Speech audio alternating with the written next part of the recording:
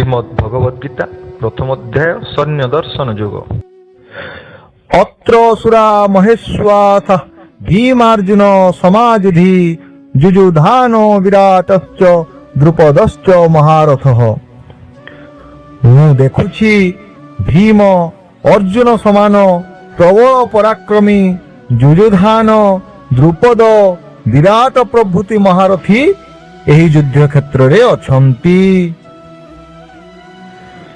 ଆଜିର କଥାମୃତ। ମହର୍ଷି ନାରଦ ଓ ଭଗବାନ ବିଷ୍ଣୁଙ୍କ କଥୋପକଥନ।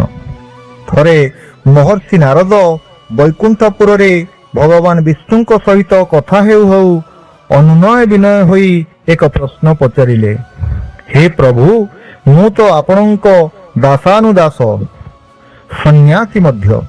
ଆପଣଙ୍କ ନିର୍ଦ୍ଦେଶ କ୍ରମେ ଦିବାରାତ୍ରି ଅହରହ ଭ୍ରମଣ କରି କରି ଜଗତର କଲ୍ୟାଣ ନିମନ୍ତେ ସନ୍ଦେଶ ଆଦାନ ପ୍ରଦାନ କରେ।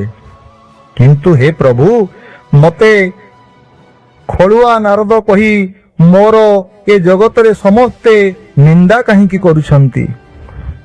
ମହର୍ଷି ନାରଦଙ୍କ ପ୍ରଶ୍ନ ଶୁଣି ଭଗବାନ ବିଷ୍ଣୁ ଅଳ୍ପ ହସି କରି କହିଲେ,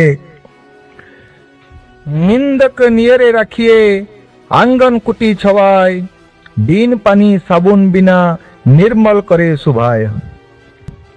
अर्थात निंदुक लोककु सदाबेले अति आदरर सहित निज अगणारे कुड़िया तैयारी करी स्थान देवा दरकार। कारण साबुन द्वारा जेपरी मैला लुगा परिष्कार होइथाए, ठीक सेमिति निंदुक लोकर निंदा द्वारा निज भितर थिबा मैला अधिकरु अधिक परिष्कार होइथाए। तेणु हे नारद, तुमको निंदा करुथबा लोक तुमर सबुठारु बड़ बंधु अटे। राधे राधे। आज एतिकी पुणी आर थरकू